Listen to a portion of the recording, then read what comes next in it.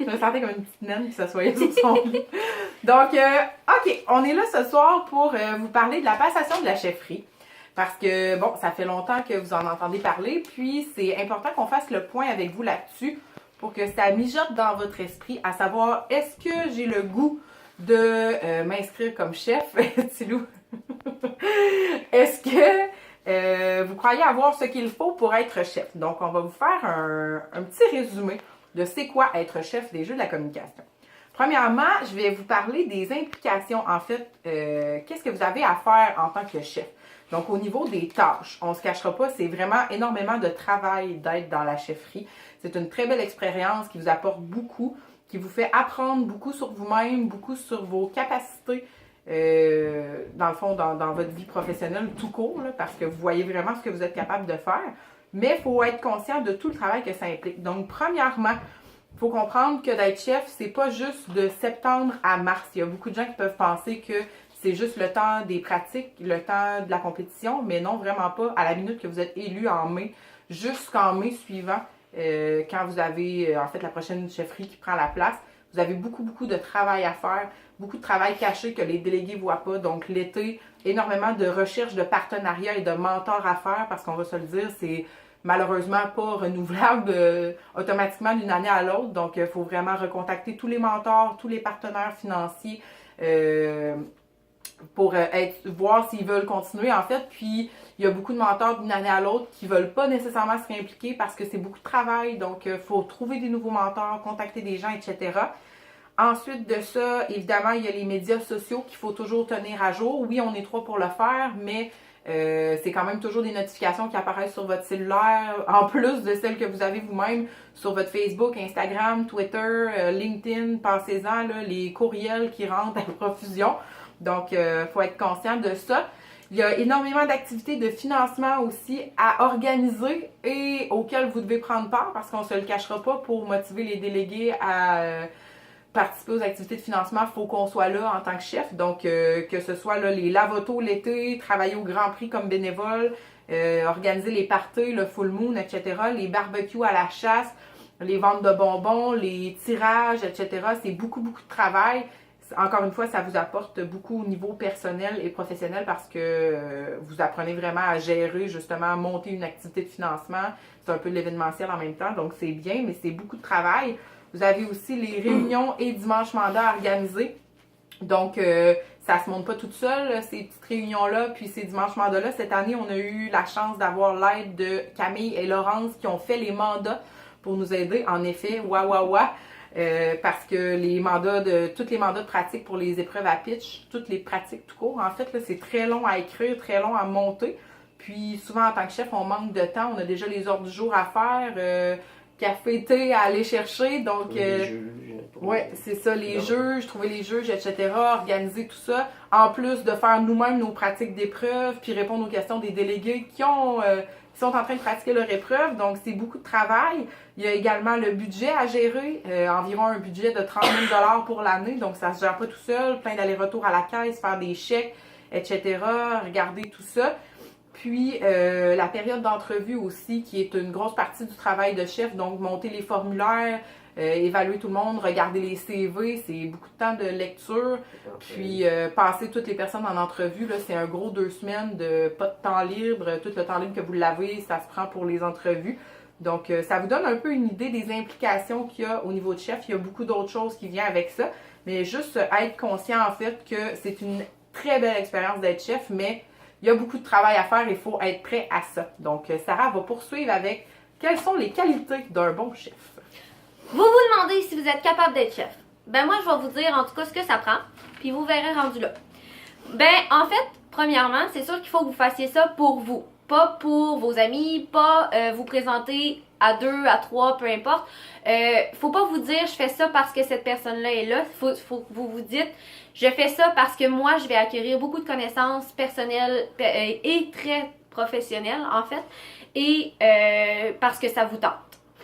De plus, il faut ne jamais remettre au lendemain. Moi j'ai appris, étant une personne très dernière minute, que On doit tout faire au jour le jour parce que sinon ça s'accumule, ça crée des stress, ça crée des incertitudes. On veut pas ça, on veut que vous ayez une belle expérience, donc moi je vous conseille et en fait ça prend, c'est très important de ne jamais remettre à demain, faut tout faire au moment où ça arrive. Ben là c'est sûr que pas là à la minute, mais en tout cas. Suite à ça, faire des listes. Je vous conseille de faire des listes parce que justement, les tâches parfois s'empilent, puis on est un peu... En panique. En panique, ouais, ça c'est un bon mot. En fait, ça nous prend par surprise parfois.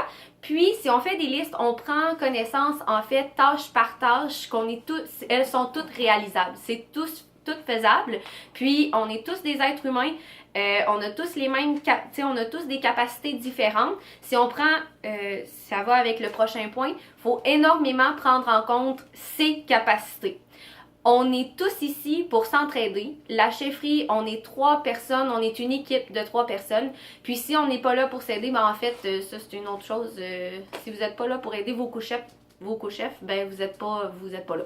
Fait que prendre en compte ses capacités justement et les faire prendre en compte à vos co-chefs. Si jamais vous n'êtes plus capable d'en prendre, on est tous des êtres humains comme j'ai dit, dites-le parce que sinon ça va vous gâcher votre expérience, puis ça va probablement gâcher l'expérience de vos co-chefs parce que vous ne serez pas capable de faire ce de quoi on attend de vous. Savoir déléguer. Moi, j'ai appris ça cette année. Ouais. Savoir déléguer. On a tous appris des choses. Et ça, c'est très, très, très important, étant donné que vous êtes les leaders de la délégation de 35 personnes. Vous devez être un leader et non un boss. Vous devez leader, orienter votre équipe, la motiver et non être là pour vos propres intérêts personnels. Vous ne devez pas imposer les tâches à vos délégués, vous devez leur donner le goût de les faire. C'est très, très, très différent parce que ça va créer une chimie d'équipe beaucoup plus cohérente que si vous êtes autoritaire et imposant. De plus, ça va avec l'écoute.